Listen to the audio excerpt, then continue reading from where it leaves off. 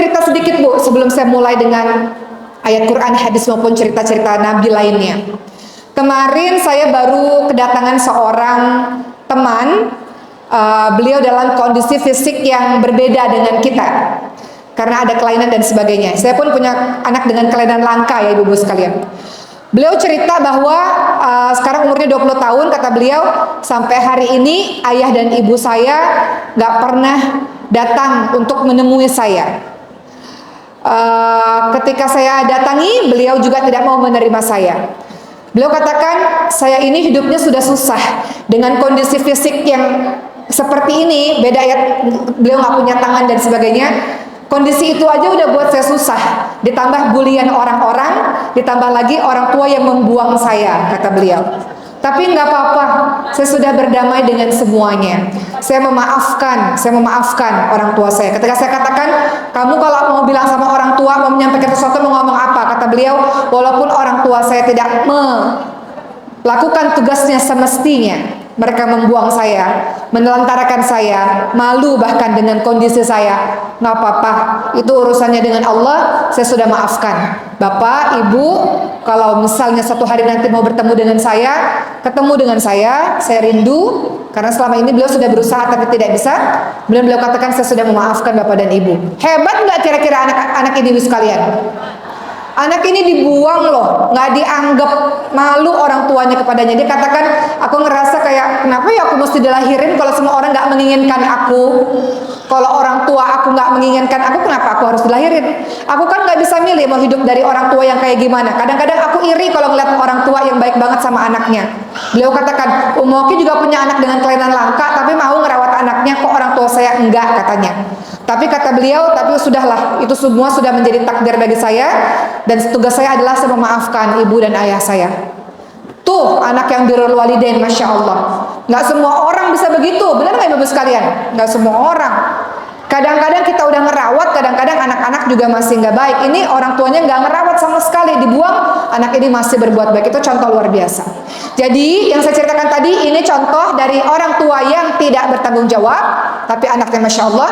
Namun yang kita inginkan adalah kita mau jadi anak orang tua yang bertanggung jawab dan anaknya juga berbakti kepada kita insya Allah. Begitu ya. Baik, ibu-ibu yang dirahmati oleh Allah Subhanahu Wa Taala. Saya mau cerita tentang ibunda para ulama, boleh?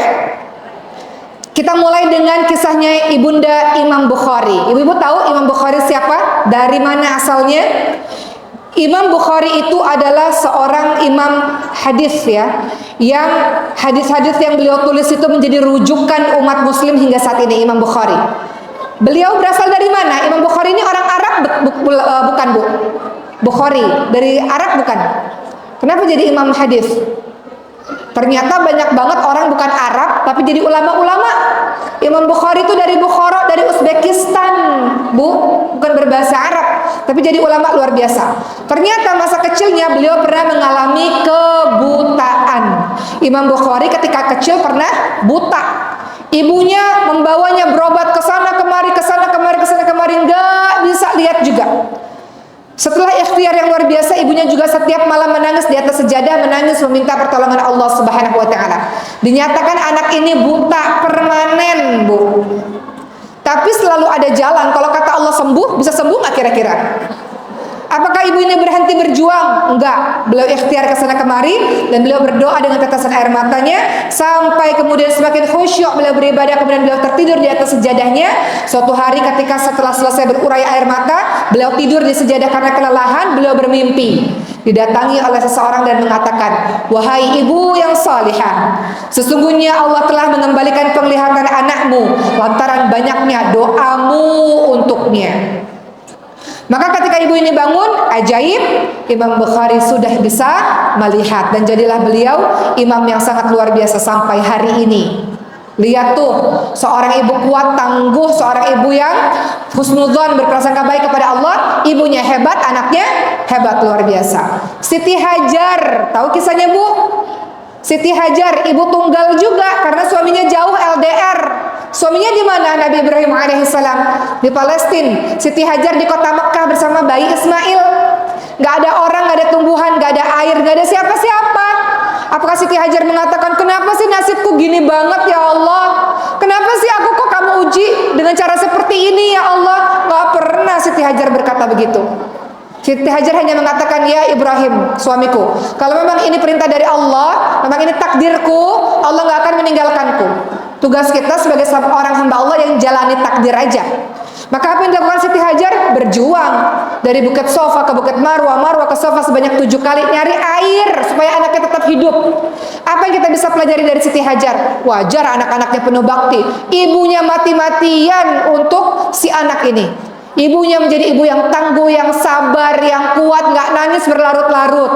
Ibunya bangkit, ibunya penuh dengan semangat, ibunya tahu ada harapan, ada masa depan yang baik untuk anak ini. Ibu sendiri loh, ibu-ibu sekalian. Kita lihat lagi ibu siapa? Ibu Sufyan Ats-Tsauri. Beliau adalah seorang Amirul Mukminin fil hadis. Sufyan Ats-Tsauri ini adalah pemimpin Islam dalam hadis Nabi Muhammad SAW. Kata ibunya apa? Wahai Sufyan anakku, aku ini tidak punya uang. Namun belajarlah nak, aku akan terus berusaha, bekerja dengan usaha memintalku ini, kata beliau. Belajar nak, sungguh-sungguh nak. Ibu bisa bekerja nak untuk membiayai kamu nak. Belajar sungguh-sungguh, tugasmu belajar sungguh-sungguh. Ibunya lah yang menyemangati, menasehati, mewasiati agar semangat dalam menggapai ilmu. Kalau ibunya lemah, gak mungkin anaknya jadi anak yang hebat, betul nggak ibu-ibu sekalian? Anak-anak ini tumbuh jadi ulama besar. Ulama besar pasti ada ibu yang hebat di sisinya. Begitu juga ibunya Imam Syafi'i rahimahullah. Ibunda Imam Syafi'i, mereka berasal dari Gaza. Di usia 2 tahun, ibu Imam Syafi'i bawa Imam Syafi'i menuju kota Mekah buat belajar agama. Betul-betul sang ibunya ini membawa anak tersebut agar dekat dengan para ulama. Imam Syafi'i sudah hafal Quran dari umur 7 tahun dan sudah menjadi seorang ulama yang besar di usia 15 tahun, Masya Allah. Sudah apa? Ibu yang luar biasa. Itulah kita belajar dari para ibu-ibu yang hebat. Sebelum kita bahas lagi birrul walidain, ternyata belum masuk nih birrul walidain ya Bu. Saya hanya ingin mengingatkan pada saya dan kita semua, ibu harus terus bahagia. Karena kebahagiaan kita penting untuk anak-anak kita. Betul Bu? Ibu harus waras. Yang buat bahagia siapa? Suami nggak buat bahagia? Enggak, kata siapa? Suami kadang-kadang buat bahagia, kadang-kadang buat air mata. Ya nggak Bu?